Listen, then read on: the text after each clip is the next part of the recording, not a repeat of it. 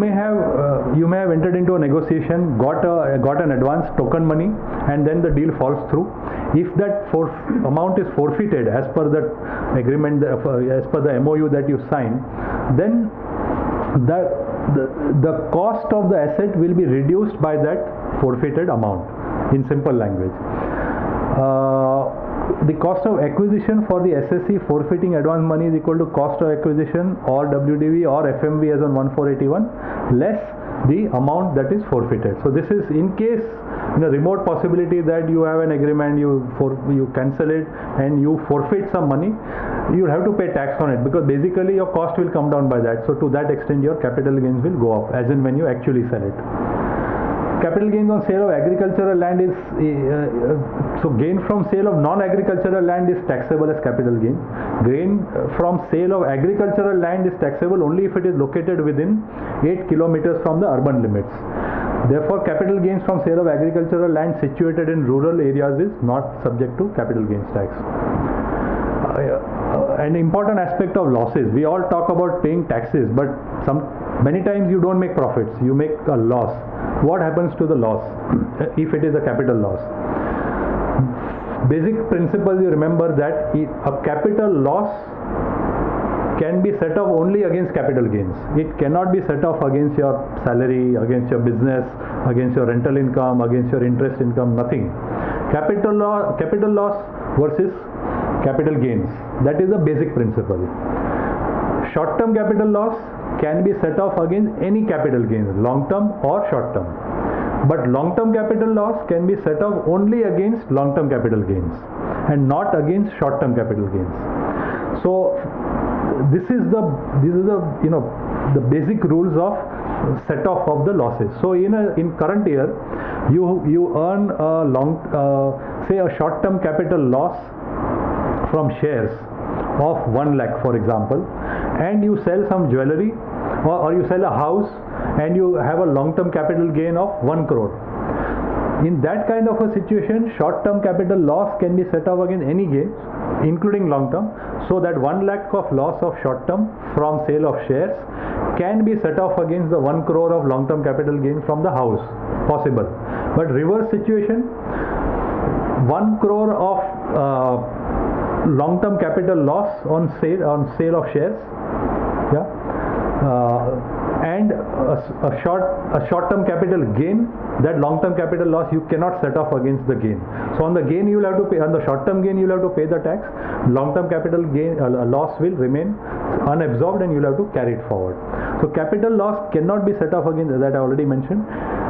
It has to be carried forward to the next assessment year separately as either short-term or long-term, depending on what it is. You have to carry it forward, and in that next year the short-term capital loss can be set off against any capital gain, whether long-term or short-term, for that year. If there is no gain in that year, you again carry it forward to the subsequent year. So totally you can carry any capital loss for a total of 8 subsequent years. Only thing you have to remember is, if you want to set off the losses, the return of income has to be filed within the time allowed under the Income Tax Act. If you file late return, the set off of losses is not allowed.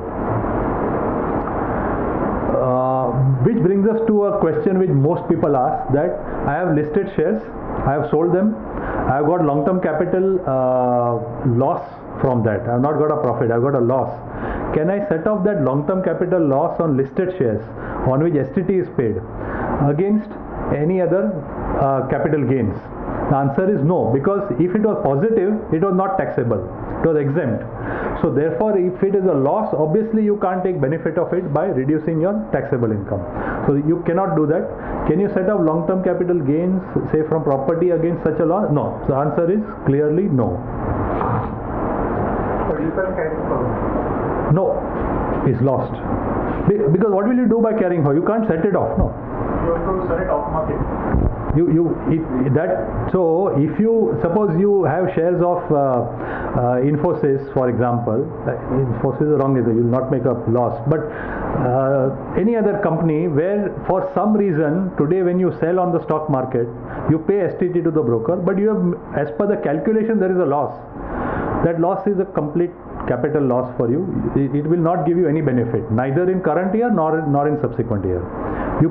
But in the previous slide, you have shown that long-term capital loss can be set off against only on the long-term capital gain of the same year. Correct. So it is in the same year only. Correct. That is possible. But I'm not for the next year. Yeah, and that see, this is a general law I'm saying. As far as equity shares is concerned, if you have long term, anyway it is exempt. No, where is the what are you going to gain by setting off or not setting off? Because after setting off also whatever remains is tax free. Before setting off also what remained was tax free. So as far as listed shares and equity oriented mutual funds are concerned, long-term gain and long-term loss both are out of the purview of the calculation. Is it necessary to mention it in the return? I'll come to that. Yeah, I'll come to that.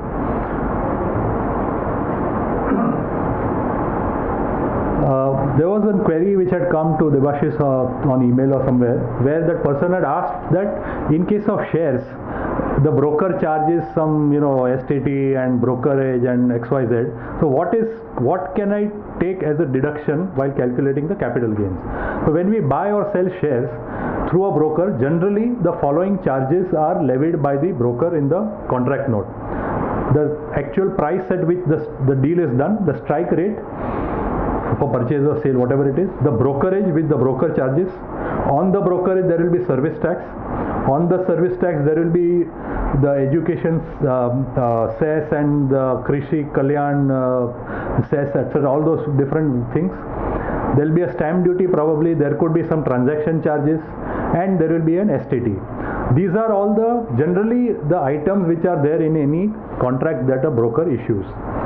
So except for STT, everything else that is charged by the broker, whether it is brokerage, whether it is education cess or service tax or whatever it is, everything other than STT can be added by you to the cost of shares which you have bought or reduced from the sale price of the shares which you have sold, as the case may be.